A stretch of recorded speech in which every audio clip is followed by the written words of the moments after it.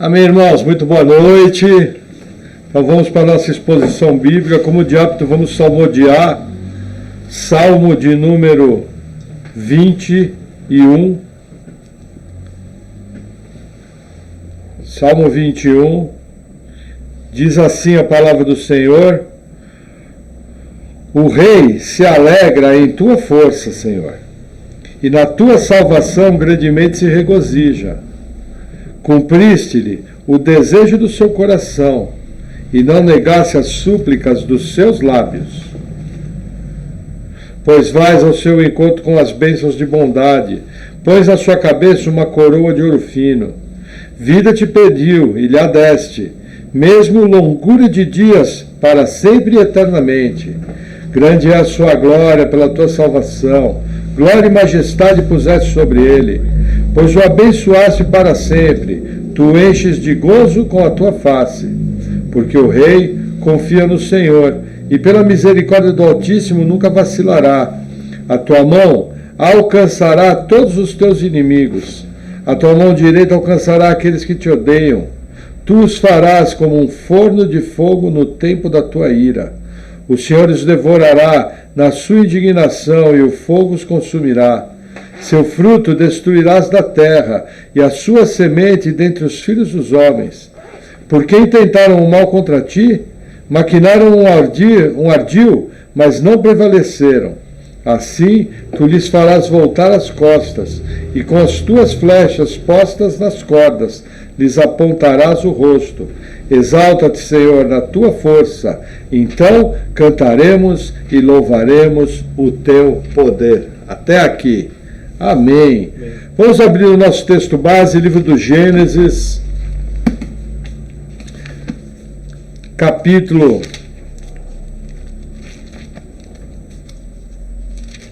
17. Não, 18. 17 foi o último. Gênesis 18.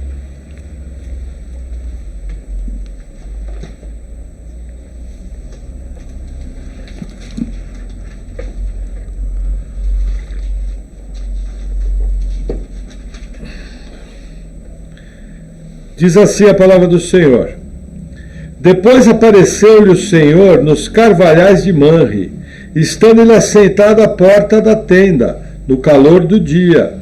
E levantou os seus olhos e olhou, e eis que 3 homens em pé junto a ele. E vendo-os, correu da porta da tenda ao seu encontro, e inclinou-se à terra. Até aqui. Vamos orar. Senhor, nós oramos pela palavra, oramos em nome de Jesus, pedindo que o Senhor venha com o teu poder, edificando a tua igreja, nos dando sabedoria, nos dando discernimento, que nós possamos aprender de ti nessa noite, Pai. Em nome de Jesus. Amém. Amém. Amém, irmãos. Continuamos a nossa exposição bíblica em Gênesis. Aí agora Abraão, ele muda o lugar onde ele estava. Ele vai para um lugar conhecido como os Carvalhais de Manre. Aonde é esse lugar? Não se sabe exatamente aonde ele fica hoje. Mas com certeza é uma das montanhas que estavam ao redor da planície de Sodoma e Gomorra. Aqui é um lugar alto, uma região, essas montanhas todas estão a 900 metros de altura. Na verdade, se tem uma ideia de onde fica. Então elas estão numa altura de 900 metros de altura. E o que são os Carvalhais de Manre? Manre era um confederado de Abraão. Manre lutou ao lado de Abraão na guerra dos 4 reis contra os 5 reis. Manre foi um dos que foi atrás para resgatar Ló, sua família e os habitantes de Sodoma que foram levados.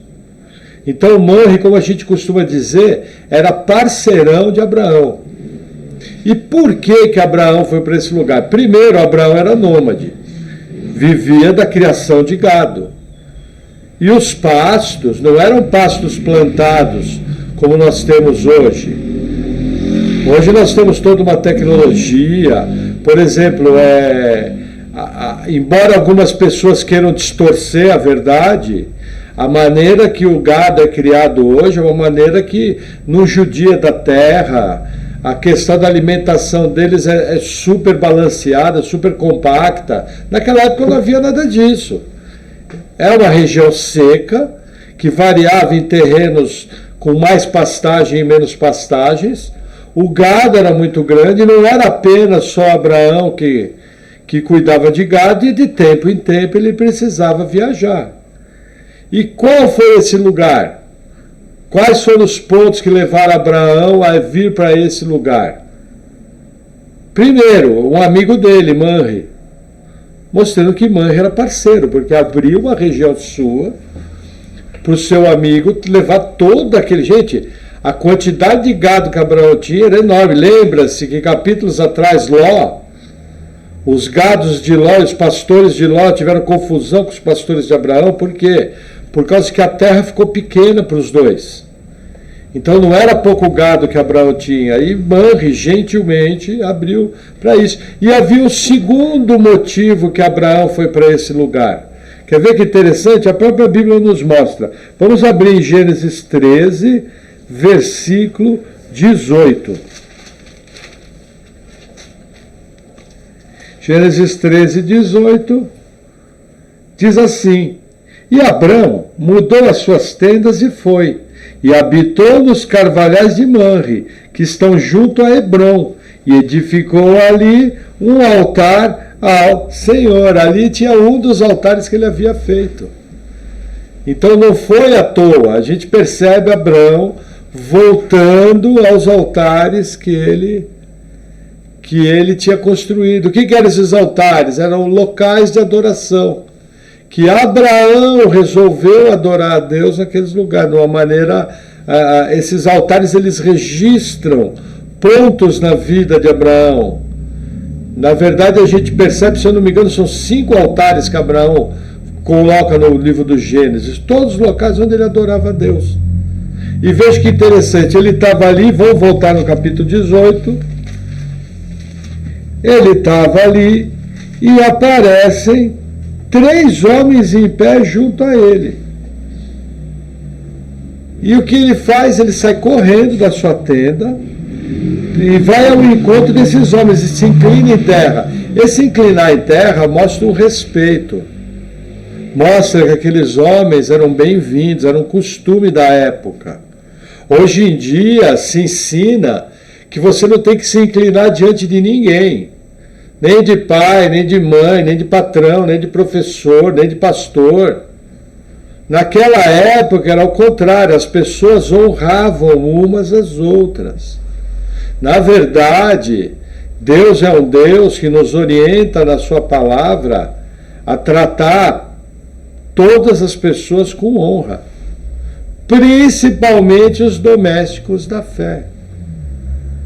Então a gente percebe o mundo cada vez mais indo na contramão. Imagina hoje você chegar na casa de alguém e alguém te honrar de uma maneira de hoje, né, de uma forma tão intensa como essa, que se inclinando em terra. E aí o versículo 3 diz assim: E disse, meu Senhor, se agora tem achado graça aos seus olhos, rogo-te que não passes do teu servo. O que tem aqui? Aqui a gente tem a hospitalidade costumeira do Oriente Médio.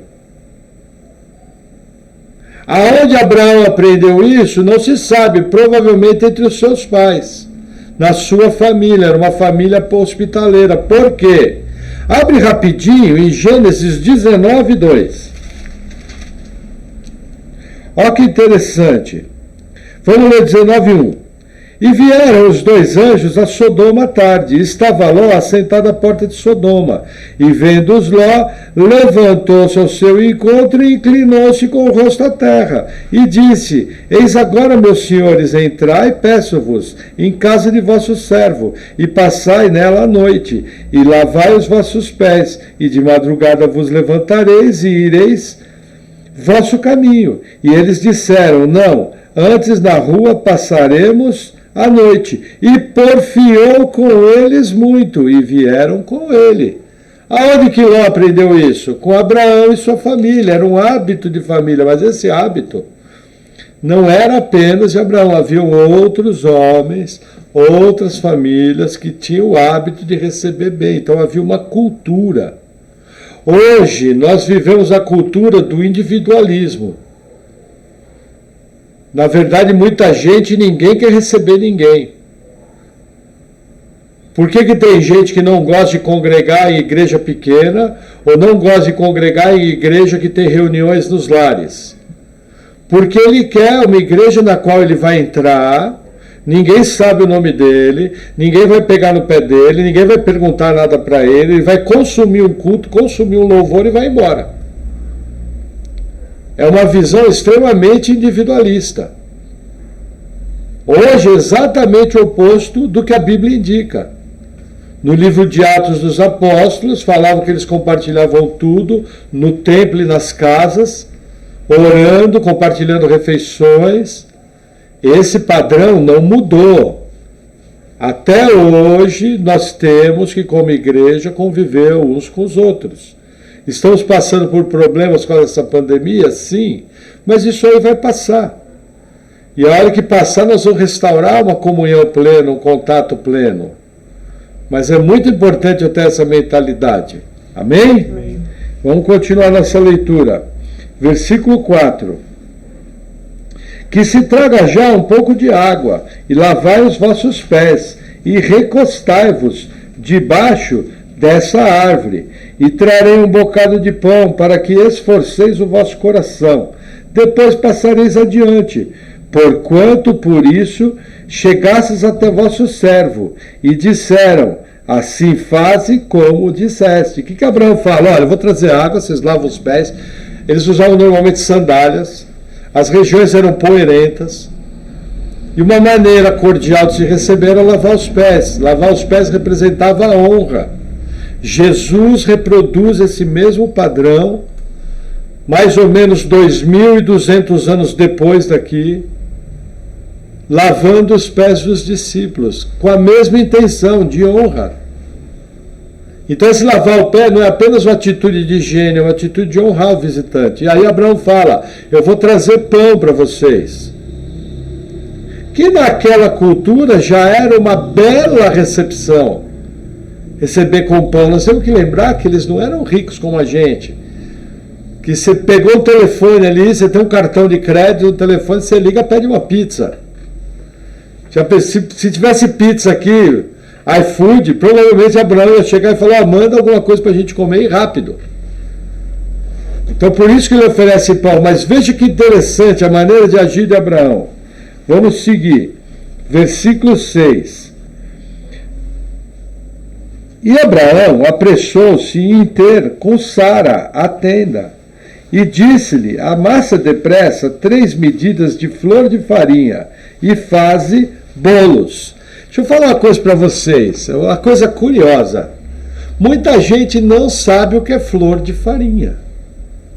Talvez, uma das minhas primeiras dúvidas quando eu comecei a ler a Bíblia, há mais de 20 anos atrás, era o que era flor de farinha. Eu pensava, será que é alguma flor do trigo, alguma coisa?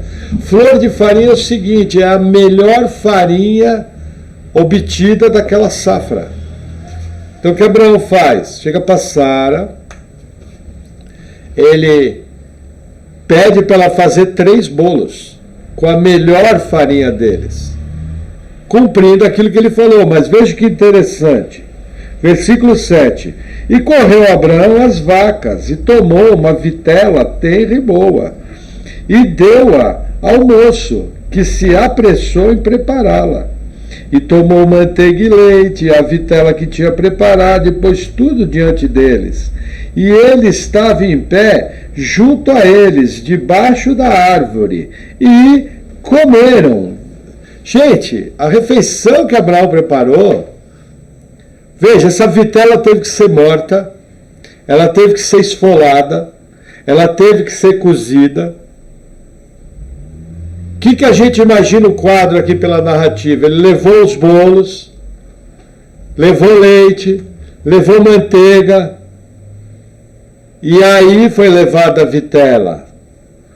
Era até uma ordem normal das refeições naquela época, que a Bíblia, quando narra, não está preocupada com esses detalhes. Mas é só você pensar. Na verdade, fizeram um aperitivo. Primeiro chegou os pães, depois levou a manteiga, depois levou o leite. E Abraão devia, inclusive, estar falando: olha, não come muito não, porque eu estou preparando uma vitela para vocês. Gente, a vitela, para vocês entenderem, era uma carne extremamente tenra, extremamente nobre. Até hoje, para você comprar carne de vitela, é caro. A gente percebe realmente Abraão sendo um hospitaleiro e tanto. E os 3 homens agradecidos comeram e se satisfizeram daquela farta refeição. E aí o texto continua. E disseram-lhe: onde está Sara, tua mulher? E ele disse: eia, ali na tenda. E disse: certamente tornarei a ti por esse tempo de vida. E eis que Sara, sua mulher, terá um filho. E Sara escutava a porta da tenda, que estava atrás dele. O que a gente tem que entender aqui? É cultura oriental. Uma mulher não ficava junto dos hóspedes enquanto seu marido estava recebendo eles. Até hoje, você vai em regiões do Oriente Médio, existem aldeias, existem famílias onde as mulheres ficam num canto da reunião e os homens ficam no canto. Eu até lembro, tem uma membro aqui da nossa igreja que eles têm família em Santa Catarina. Aqui do lado, nas reuniões de domingo, é comum os homens ficarem de um lado, conversando e jogando baralho, e as mulheres ficarem na cozinha, conversando. Só que aqui é algo muito mais forte. Era um costume. A mulher não comparecia. Por isso que Sara ouviu isso de dentro da tenda. Só que aqui tem um ponto na narrativa o seguinte: Deus começa a se revelar.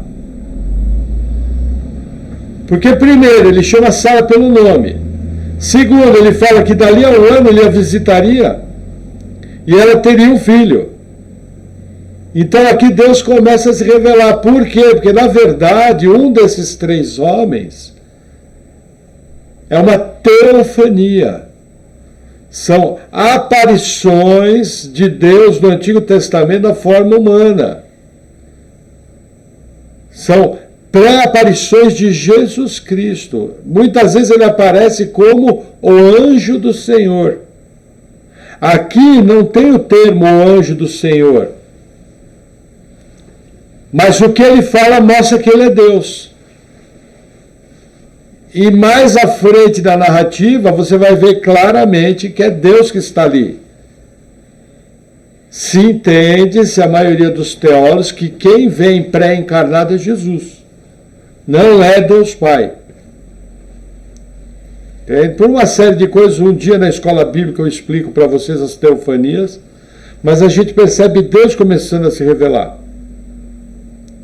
E Sara, de antena ligada, ouvindo a conversa, queria saber qual era o papo, o que ia fazer. Entendeu? Ah, Sara era abelhuda? Olha, vou falar uma coisa para você, se fosse o lugar dela, eu ficava ouvindo tudo também.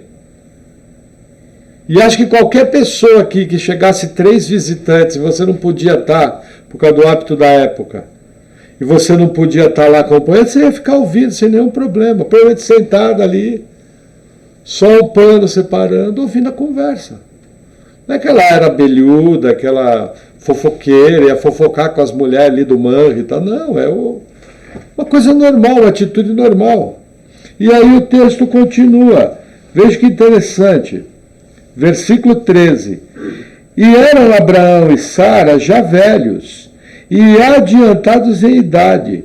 Já Sara havia cessado o costume das mulheres. Assim, pois, riu-se Sara consigo, dizendo: terei ainda deleite depois de haver envelhecido, sendo também o meu senhor já velho? Gente, primeira coisa aqui, Sara mostra a sua incredulidade daquilo que ia acontecer e a sua dúvida. E, inclusive, ela dá um dos motivos: será que eu ainda terei prazer e deleite? Porque eu e ele estamos velhos. Aí você fala: nossa, essa Sara é uma mulher carnal, né? Porque veja, houve uma promessa dessa, fica duvidando. Já arrumou encrenca no passado, colocando Agar, sua escrava, para deitar com Abraão. Mas olha que interessante, Sara nada mais faz do que Abraão fez. O que o texto fala? Que Sara riu-se por dentro. Esse riu-se por dentro, entenda, não é um deboche. É a mesma coisa se de repente eu virar para onde vocês e falar: olha, você vai pregar em um estádio. Capaz que você vai rir por dentro. Como é que o pastor falou um negócio desse? Eu não prego nem em casa. É o mesmo riso de Sara aqui, mas veja que interessante, não é uma exclusividade dela. Vamos voltar a Gênesis 17, é na página ao lado. Ó, versículo 16. Deus falando: porque eu a hei de abençoar e te darei dela um filho, e a abençoarei, e será mãe das nações, reis de povos sairão dela. Então caiu Abraão sobre o seu rosto e riu-se, e disse no seu coração: a um homem de 100 anos há de nascer um filho, e dará à luz Sara da idade de 90 anos. A mesma coisa. Tanto Abraão como Sara tiveram uma crise de incredulidade baseada na sua muita idade. Então o que Sara fez aqui é extremamente normal. Abraão, mais vivido, cara a cara com Deus.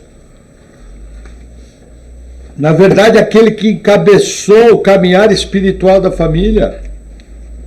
Que a gente não vê a Bíblia falando Deus chamou Sara, não, Deus chamou Abraão. Então ele é o patriarca. Ele é o que encabeça espiritualmente a família. Mas a gente vê ele padecer da mesma dúvida. Gente, normal.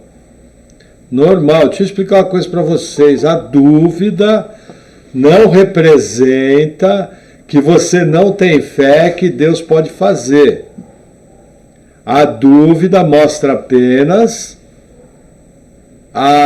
fatos curiosos que acontecem na nossa vida cristã. Por exemplo, eu lembro que há 20 anos atrás, uma pessoa pediu oração para Paula, falou: ora pelo meu irmão. Aí a Paula falou: vamos orar pelo irmão da pessoa. Essa foi clássica. Aí eu falei: pô, amor, nós vimos lá no curso lá da igreja que a gente deve orar por pessoa mais próxima. Esse irmão dessa pessoa eu nem conheço, mas bom, já que você falou, vamos orar, né? Aquela fé toda. No dia seguinte à tarde, o irmão daquela pessoa estava aqui na minha casa, fazendo não sei o quê.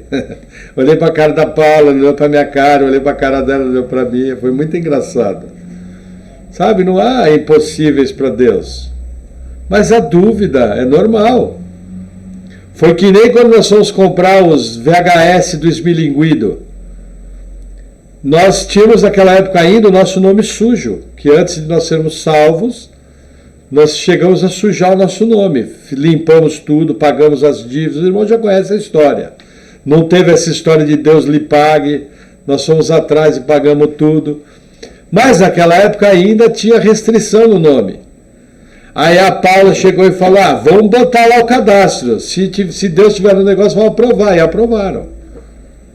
Quando eu fui na Comércio para comprar os primeiros filmes evangélicos, eu fui conversar com ele, eu falei: olha, eu me converti há pouco tempo, trabalho no mercado de filmes, estão me pedindo filme cristão, eu estou com meu nome sujo. Aí o gerente, o Vivaldo, ele olhou para minha cara, falou: não, fica tranquilo, nós vamos pegar os cheques dos seus clientes e vamos mandar os filmes para você. Você vai lá, vende, vem aqui, pega os filmes, entrega, e você dá os cheques dos clientes. Maravilhoso. Até hoje sou agradecido a eles. Entendeu? Então é normal a gente ter dúvida.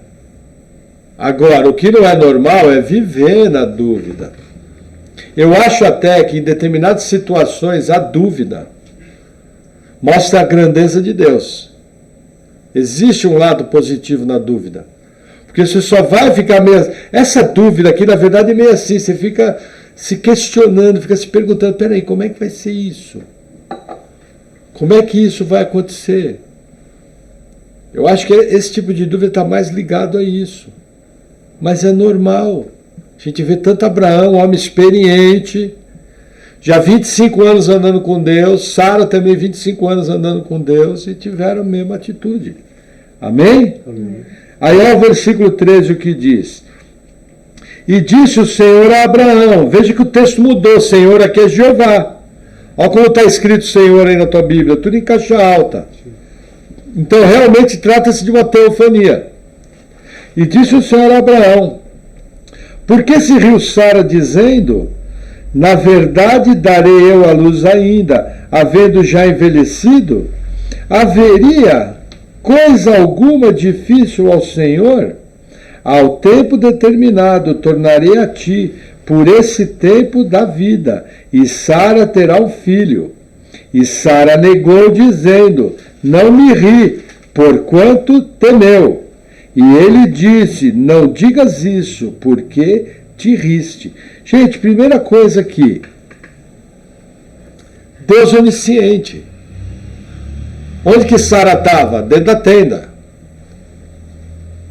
Aí Deus vem e joga na lata. Por que Sara riu? Existe algo difícil para o Senhor, ele se revela como Deus. Mas olha que interessante o comportamento de Sara. E aqui tem um comportamento ambíguo. Na hora ela teme, fala, ih, fiz besteira. Ela temeu. Porque ela viu que algo diferente estava ali. Só que aí ela fala uma meia mentira. Porque ela fala, olha, eu não ri, mas lembra o que o texto fala? Ela riu consigo mesmo. Provavelmente foi um riso interior. Só que ela, sabe aquela questão quando o pessoal pergunta, pastor, omitir é mentir?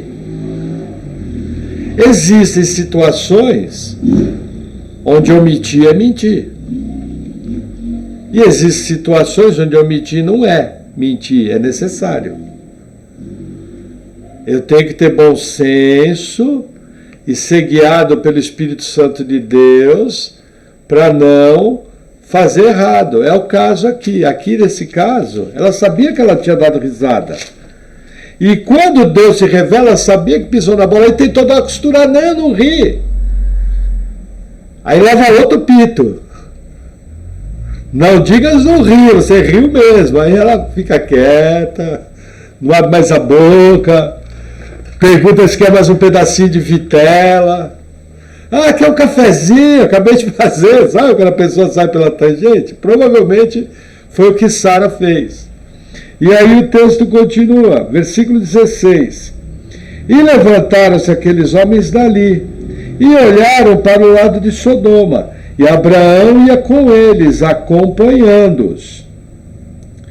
E disse o Senhor, ocultarei a Abraão o que faço, visto que Abraão certamente virá a ser uma grande e poderosa nação, e nele serão benditas todas as nações da terra. Aqui o quadro muda. Eles se levantam daquela tenda e começam a andar no alto do Planalto em direção à vista que dava para Sodoma e Gomorra. O texto bíblico mais à frente mostra que de onde Abraão estava, ele conseguia olhar o vale embaixo. E aí o que acontece? Eles se levantam, Deus se levanta juntamente e Abraão acompanha. E aí Deus fala o seguinte, ocultarei, eu a Abraão o que faço? Por que Deus faz isso? Por causa da aliança. A partir da aliança, Deus começou a ser chamado Deus de Abraão. E Abraão começou a ser chamado de Abrão, passou a ser Abraão, recebeu uma letra do nome de Deus. A partir da aliança, tudo que é de Deus passa a ser de Abraão, nos termos da aliança. E tudo que é de Abraão passa a ser de Deus. que acontece aqui? Muita gente no meio carismático, no meio neopentecostal, quer trazer o dom de profecia de uma maneira corriqueira, juntamente com o dom de revelação, e usar esse versículo aqui como muleta, como se Deus tivesse a obrigação de revelar o tempo todo o que ele ia fazer. Só que o contexto aqui é o seguinte, é com Abraão. Outro detalhe, Deus já se revelou para nós na Bíblia. Então, quando existe um dom de revelação, uma palavra de conhecimento, uma palavra de sabedoria, são dons extraordinários do Espírito Santo. Deus pode falar extraordinariamente? Sim. Mas ele vai fazer isso de maneira bíblica, decente, e não vai ser todo culto. Hoje em dia, você vai em lugar que todo culto é uma profecia. E isso, qual é o problema? Eu não tenho nenhum problema com os dons, sendo que sejam feitos de maneira bíblica. Mas isso abre a igreja a precedentes perigosos. Então, o que Deus está mostrando aqui, eu preciso colocar cada texto no seu lugar. Como que eu sei que Deus fez isso por causa da aliança? O versículo 18, ele repete o que ele falou da aliança. Eu acabei de ler, ó. Vai ser uma grande e poderosa nação, e nele serão benditas todas as nações da terra. É os termos da aliança. Estão ligados os dois versículos, na mesma narrativa. Pode ver que tem uma vírgula no versículo 17, depois da palavra face. É a mesma oração. Entendeu? É uma oração. O versículo 17 e o 18 são uma oração. E aí a narrativa continua. Versículo 19. Porque eu o tenho conhecido, e sei que ele há de ordenar a seus filhos e a sua casa depois dele, para que guardem o caminho do Senhor, para agir com justiça e juízo, para que o Senhor faça vir sobre Abraão o que acerca dele tem falado. Aqui é muito interessante porque, veja, primeiro Deus confirma a aliança que ele fez, de ter filhos e netos. Aonde ele fez essa aliança? Vai na página do lado, versículo 17, nós acabamos de ler. Quando Abraão cai e ri. Entendeu? Então os termos estão um do lado do outro. Segundo, a gente percebe que Deus já prevê qual vai ser a atitude de Abraão em relação a seus descendentes. E aqui entra um aviso muito importante para a igreja. Porque nós somos uma igreja que muitas vezes não trata o ministério de gerações, que é o ministério dos kids, o ministério dos jovens, alguns adolescentes, com a devida importância que deveria.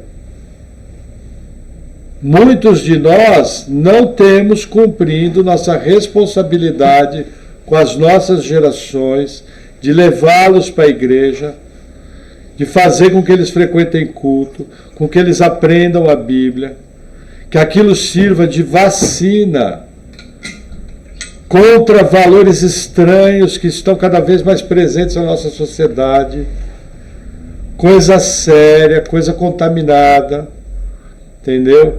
Eu não quero nem ver como que vai estar essa geração de crianças e de adolescentes e de jovens daqui a 20 anos. A coisa está muito esquisita. E assim, tem muito pai que acha que porque o filho ora na hora do almoço, isso vai fazer dele um crente lá na frente. Eu vou falar para vocês, meu neto, que ainda não fez 1 ano de idade, quando vai orar na refeição, ele faz a maior festa quando a gente fala amém. E a família faz uma festa, vamos orar, dá a mão para ele, não sei o quê, para gerar uma identidade.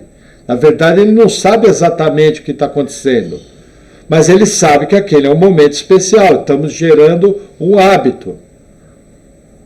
Mas veja, ele vai ter que ser evangelizado, ele vai ter que ser ensinado o caminho. Porque ele precisa ser salvo. E os pais se iludem. Ai, meu filho é tão bonitinho, ele ora. Quantos anos seu filho tem? 6? Olha, seu filho não orar com 6 anos. Rapaz, você está numa pior. Agora, para que o florescer da sua infância, na sua adolescência, não desemboque num incrédulo, e você vê todas as suas expectativas de ter criado certo seu filho, e na verdade seu filho é um ateu de carteirinha, um incrédulo de carteirinha, e isso pode acontecer, você tem que cumprir sua responsabilidade de ensinar as gerações que estão vindo os caminhos e os princípios do Senhor. Se eu não me engano, aqui na Bíblia é a primeira citação desse tipo de coisa. Depois eu preciso conferir, mas acho que é a primeira citação de pais ensinando os caminhos de Deus aos seus descendentes. Mostrando uma qualidade em Abraão. Mostrando que Abraão tinha uma fé tal que se reproduziria nos seus descendentes e que seria o instrumento usado por Deus, para o decreto de Deus se cumprir. Isso é muito importante. Amém? Amém. Vamos avançar mais um pouquinho. Versículo 20. Disse mais o Senhor: porquanto o clamor de Sodoma e Gomorra se tem multiplicado, e porquanto o seu pecado se tem agravado muito, descerei agora e verei se com efeito tem praticado segundo o seu clamor, que é vindo até mim, e se não, sabê-lo ei. Depois eu leio 22. O que acontece? Veja, agora é o momento ateu de plantão, que as pessoas perguntam: Deus não é onisciente? Sim. E por que ele tem que descer até Sodoma e Gomorra para saber o que estava acontecendo lá? Gente, isso aqui é um hebraísmo. Isso aqui é uma característica de literatura hebraica. Na verdade, alguns entendem que por causa da justiça de Deus, entre aspas, é como se Deus fosse pessoalmente àquela cidade ou enviasse mensageiros para confirmar de perto a maldade da cidade. Não é que Deus não sabia, tanto é que o clamor chegou até ele. Eu não posso ler o que o texto não diz. O texto diz que o clamor dos pecados da cidade chegaram até ele. E na verdade, Deus faz de uma forma que com o desenrolar da história você vai compreender melhor. Eu vou dar um pequeno aperitivo. O que acontece? Os 2 anjos que estavam com Deus vão até Sodoma e Gomorra. A intenção deles até Sodoma e Gomorra, a princípio, são 2. Primeiro, comprovar o pecado da cidade na prática, que os homens queriam ter relações com eles. Segundo, salvar Ló e sua família, que mais à frente nós vamos ver a intercessão de Abraão. Então eu tenho que entender aqui uma magnitude do plano de Deus. Não somente fica uma confirmação terrena e física do pecado de Sodoma e de Gomorra, que Deus subverteu as 2 cidades, só salvou Ló e sua família. Deus moeu tudo. Só que, veja, no mundo espiritual, ninguém pode alegar uma injustiça da parte de Deus. Que inclusive ele mandou os 2 anjos lá. Ló mostra que era justo, como a Bíblia diz, o justo Ló. Recebendo os anjos, porque Ló conhecia os pinta-brava de Sodoma e Gomorra. Eu vou explicar isso na próxima palavra de Gênesis. E ainda fica comprovado na prática os pecados de Sodoma e Gomorra. É o modo de operar de Deus, é o modo de agir de Deus. Amém? Amém. É o mesmo caso que aconteceu com a tomada da terra de Canaã. Deus fala, o cálice dos pecados dos amorreus ainda não se encheu. Deus espera 400 anos até toda aquela região ser punida. Quais eram os pecados daquela região? Sacrifícios humanos. Inclusive, irmãos, lembrei agora, abri um parêntese, tá? Naquela época, os povos de Canaã queimavam suas crianças a Moloque. As mulheres engravidavam em rituais de orgia, e aí elas ofereciam os filhos em sacrifícios humanos. Um sacrifício terrível, totalmente desumano. Qual o parênteses que eu quero abrir na palavra? Questão do aborto. A França aprovou uma lei igual à do estado de Nova York, onde até o último minuto da criança nascer pode ser abortada. Eles estão estendendo os valores.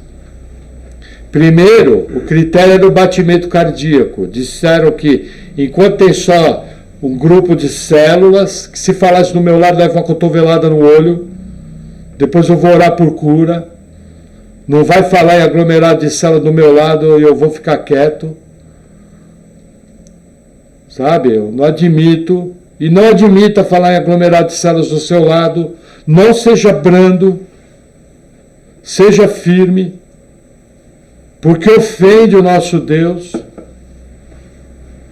Mas aí o que eles disseram? Não, enquanto o coração não está batendo, pode abortar. Aí depois, estenderam isso um pouco mais, na questão da vida cerebral. Aí agora, não, até nascer pode abortar. E aí o que acontece?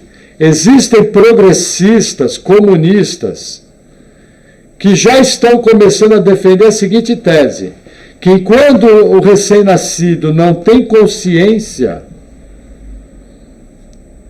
de que ele existe, de autoexistência, talvez possa se discutir, entre aspas, um tipo de aborto.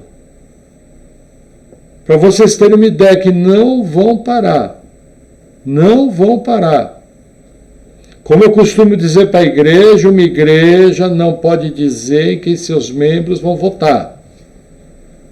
Mas ela tem que ensinar em quem não votar. E essa turma é tudo anticristo, filhos de Belial. Gente que odeia os crentes, os cristãos em geral. Nos últimos protestos que tiveram aqui no Brasil, há 2 semanas atrás, puseram uma mulher pelada, amarrada na frente de uma igreja católica, num local super movimentado numa capital brasileira, protestando contra a igreja. Qual é o problema disso? O problema disso é que a grande mídia, anticristo, não divulga essas coisas, então as pessoas não sabem o que está por trás disso. É só lembrar, 2 meses atrás, a festa que foi feita quando a Argentina foi campeã do mundo. Quando aprovou o assassinato de crianças via aborto na Argentina. Só por ali você tira a base. Gente, é seu papel como cristão combater o assassinato de crianças indefesas, divulgar, checa a fonte. Checou a fonte, publica, divulgue, conversa com as pessoas. Para que no nosso país não chegue a acontecer essas coisas horríveis. Pecado de Sodoma e Gomorra é fichinha perto do assassinato de crianças. Eles não têm limites. Só que isso vai chegar até Deus. E a coisa não vai ficar assim. Deus está moendo a terra. Vai ver lá na Europa como está chovendo, como está caindo granizo. Deus está moendo. A China está balançando como um bêbado. A coisa está pegando. Nosso país aqui está debaixo de uma das piores secas dos últimos 91 anos. Porque é um povo incrédulo que não teme a Deus, que apoia bandido. Sabe? Não estou falando que a outra parte é santa. Mas nós temos que saber diferenciar.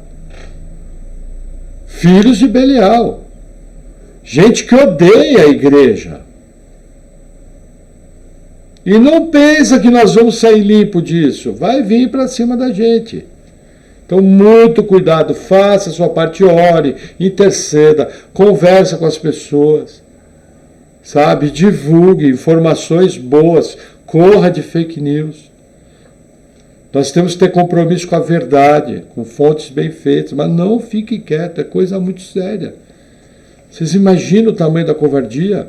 Para que o mal prevaleça, basta os bons ficarem quietos. Amém? Amém. Que o Senhor tenha misericórdia do nosso país e do mundo. Amém. Versículo 22.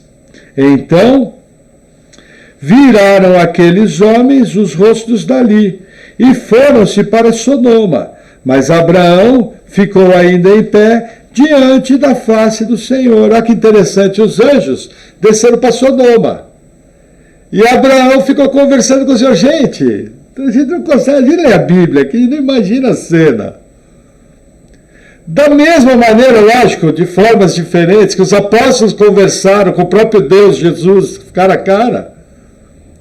Abraão teve essa oportunidade, conversou. Né? É uma coisa maluca, da mesma maneira que a mãe de Sansão e o pai de Sansão depois viu também, da mesma maneira que Gideão. Esses heróis tiveram essa honra. Entende? Então, assim, uma coisa muito bacana. Os anjos desceram para Sodoma e Gomorra. E Abraão fica juntamente com Deus. Você pergunta, por que não chegaram os três juntos? Por que Deus ficou e os anjos foram embora? Lembra que Deus falou? Ocultarei algo de Abraão, a conversa ainda não tinha acabado. E aí o texto continua, versículo 23. E chegou-se Abraão dizendo, destruirás também o justo com o ímpio? Se porventura houver 50 justos na cidade, destruirás também, e não pouparás o lugar por causa dos 50 justos que estão dentro dela? Longe de ti que faças tal coisa, que mates o justo com o ímpio, que o justo seja como o ímpio, longe de ti, não faria justiça o juiz de toda a terra? Então disse o Senhor, se eu em Sodoma achar 50 justos dentro da cidade, pouparei a todo lugar por amor deles. Abraão, o que recorre? A usa de um dos atributos de Deus, a justiça e a bondade. O que ele fala? O senhor vai matar o justo com o ímpio? Não. Se o senhor encontrar 50 justos na cidade, cidade grande, gente. Sodoma e Gomorra moravam milhares de pessoas. Elas eram cidades-estado. Lembra da guerra dos 5 reis com 4 reis? Não era uma vilinha. 50 pessoas é pouca gente.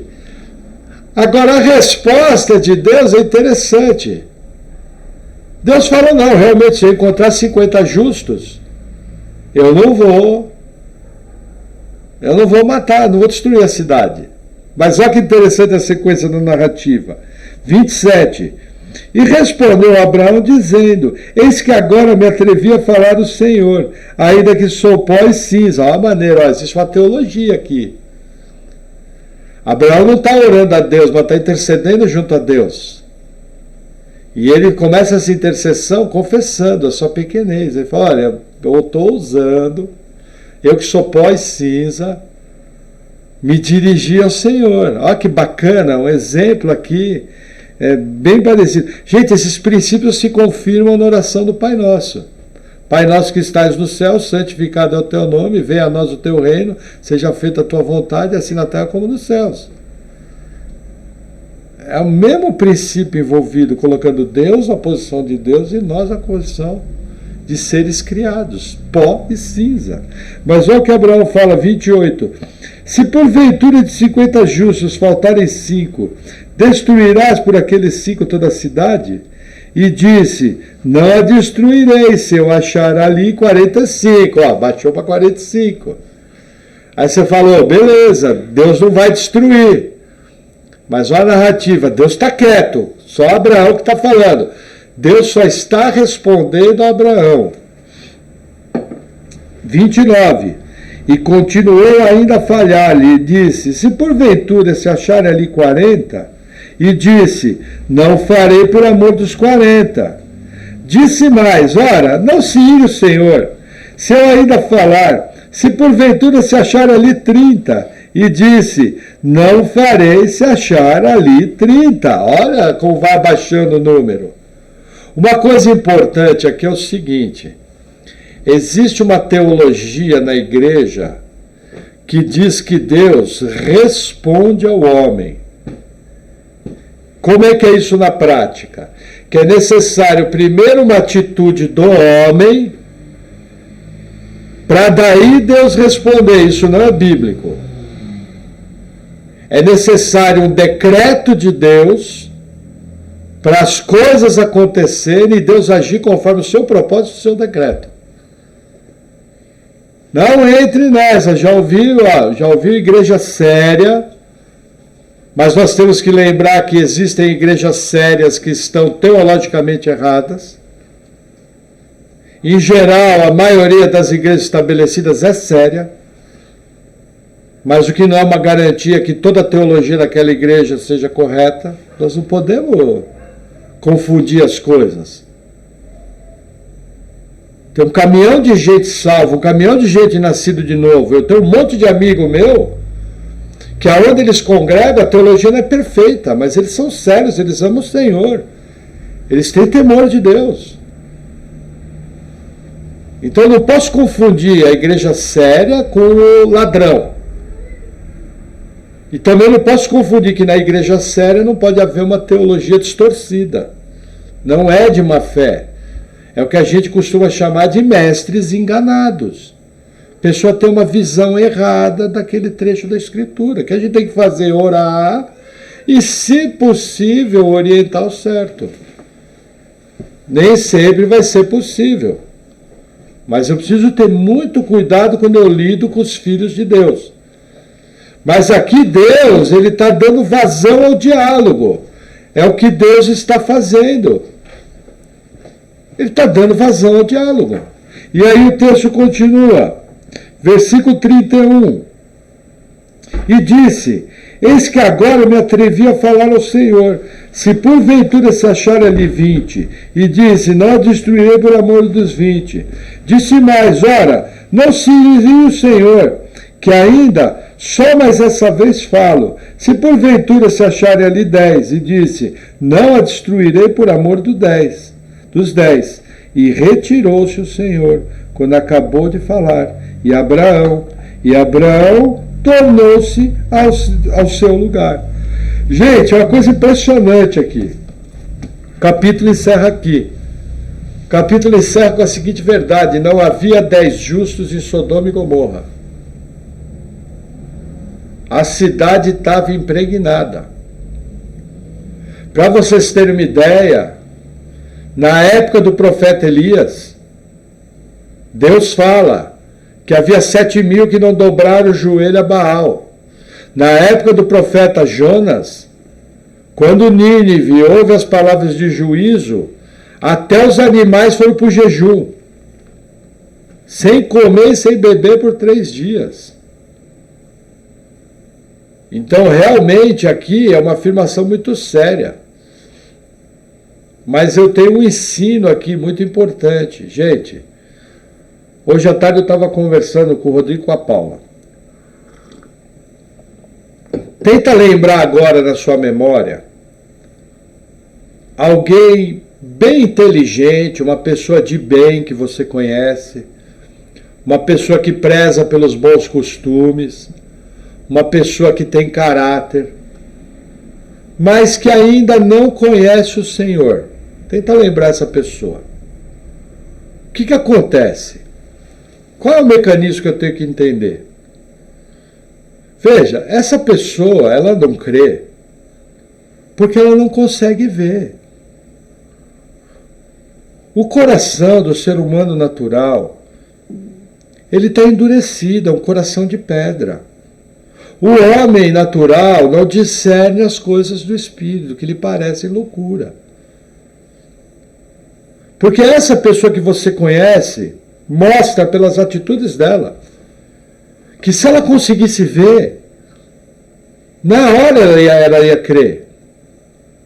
Sabe por que eles não creem?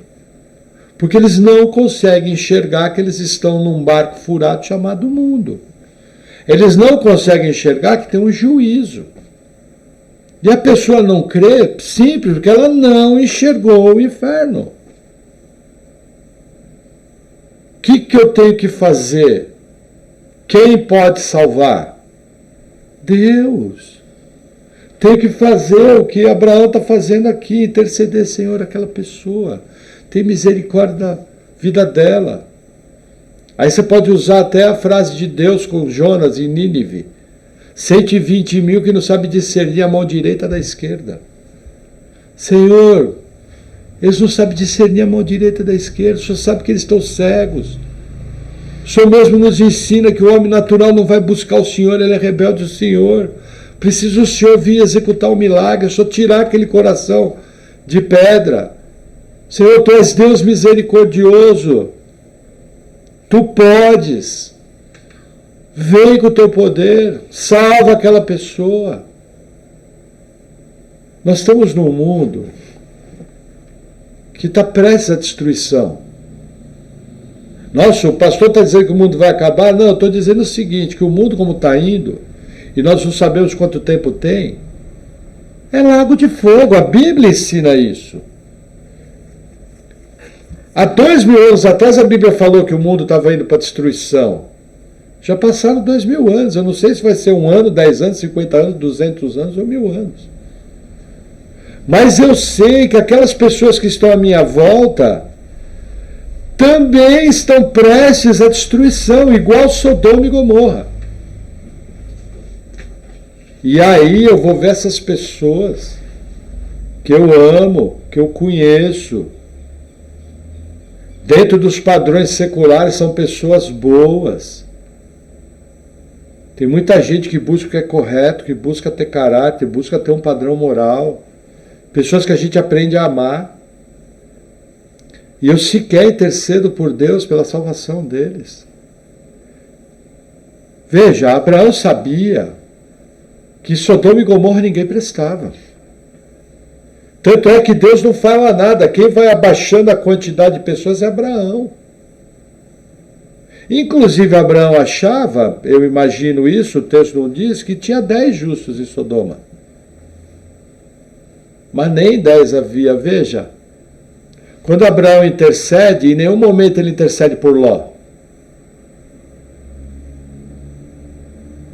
Não tem a narrativa que ele intercedeu por Ló. Deus salvou Ló porque quis. Mas ele intercede pela cidade. Ele fala, Senhor, aquela cambada de maloqueiro. Se tiver 50 ali no meio, o Senhor não vai destruir. Deus fala, não vou. Só que aí ele para, coça a cabeça e fala, pô, mas é uma tranqueiraiada. 45, 40, 30, 20, 10. Não tinha. Mas Abraão intercedeu. E não cansou. Nós vamos ver páginas mais à frente que Abraão vai olhar Sodoma e Gomorra queimando. Mas ele vai estar com a consciência tranquila. Eu já fui no enterro de pessoas que eu evangelizei. Minha consciência estava tranquila. Você tem evangelizado essas pessoas? Você tem orado por essas pessoas? Elas estão prestes a se destruir. Você tem orado a Deus uma oportunidade para expor o plano de salvação? Explicar para a pessoa qual é a situação dela? Lembrando que ela só pode ser salva pela pregação do Evangelho. Então é algo que eu tenho que pensar, que eu aprendo aqui. Abraão intercedeu por gente que ele nem conhecia. E muitas vezes a gente não intercede, não evangeliza pessoas que a gente conhece. Realmente eu tenho que parar, pensar, meu papel é pregar. Meu papel é orar. Meu papel é plantar semente. O papel de Deus é salvar. Mas eu preciso me movimentar em oração, em evangelismo, aproveitando as oportunidades, remindo o tempo, porque essas pessoas estão que nem Sodoma e Gomorra, vão ser destruídas, vão para o inferno pela eternidade, e sequer eu estou orando por eles, sequer eu estou tendo a oportunidade de falar, veja, eu tenho que lembrar, o Evangelho, para os que se salvam é o bom perfume de Cristo, para os que se perdem é cheiro de morte, é assim que a Bíblia fala. Romanos 9 fala que Deus tem vasos para honra e Deus tem vasos para ira. Então não cabe a mim, mas cabe a mim orar e evangelizar. Porque essa situação de Sodoma e Gomorra, hoje é uma Sodoma e Gomorra de 7 bilhões e meio de pessoas. E todos aqueles que não nasceram de novo vão para o inferno. Isso é coisa muito séria. Amém? Amém. Vamos orar? Senhor, obrigado por tua palavra, que nós possamos também estar exercendo o ministério de intercessão, que possamos estar evangelizando nossos entes queridos, e que o Senhor tenha misericórdia da vida deles, Pai. Conforme a tua palavra nos ensina, eles não sabem discernir a mão direita da mão esquerda. Vem com o teu poder, sê conosco, em nome de Jesus.